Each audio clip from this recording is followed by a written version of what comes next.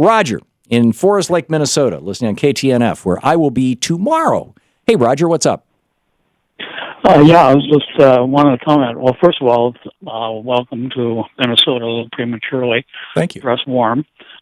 Yeah. And I wanted to talk about Tim Pawlenty. Mm-hmm. He had that no new tax pledge and all that, and refused to raise taxes, including gas taxes, and right. which may have been contributing to that interstate bridge over the Mississippi collapsing, killing about 13 people. Yeah. Yeah, that was that. You're right, and thank you for reminding us of that.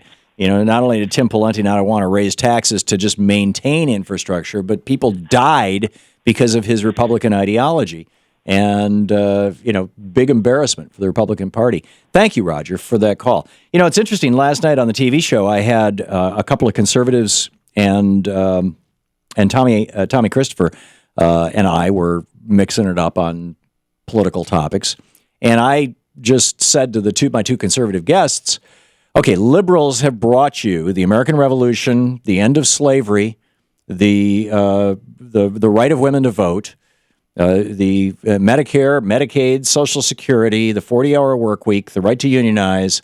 I don't remember the whole list now, frankly, but there's this long list, like 20, 30, 40, 50 things that major moves forward in the United States that have been purely the result of progressive activity. And I turned to them and I said, can you please name, since the founding of the Republic, since the George Washington administration, can you name one consequential idea, policy, or piece of legislation that Republicans brought to the table that has now been enacted into law that we can all point to and say, yep, this is what conservatives are all about? One thing that conservatives have done to help America in the last 238 years. Can you name one? Silence. Crickets. I'm going to start asking this question, I think, every week. It's just an astonishing. I mean, okay, here's the list of what liberals have brought you. What have conservatives brought you? The McCarthy hearings? I don't think that's something to be proud of. Opposition to joining World War II? I'm not sure that's something to be proud of. Jim Crow? Plessy v. Ferguson, segregation. These were all conservatives.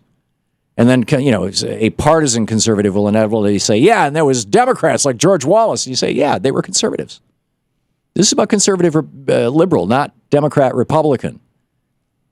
The Democratic Party, up until 1967, had been the party of Jim Crow.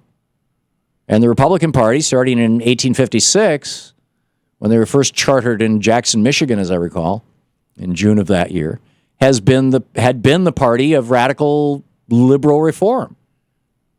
End slavery. That was a radical liberal reform.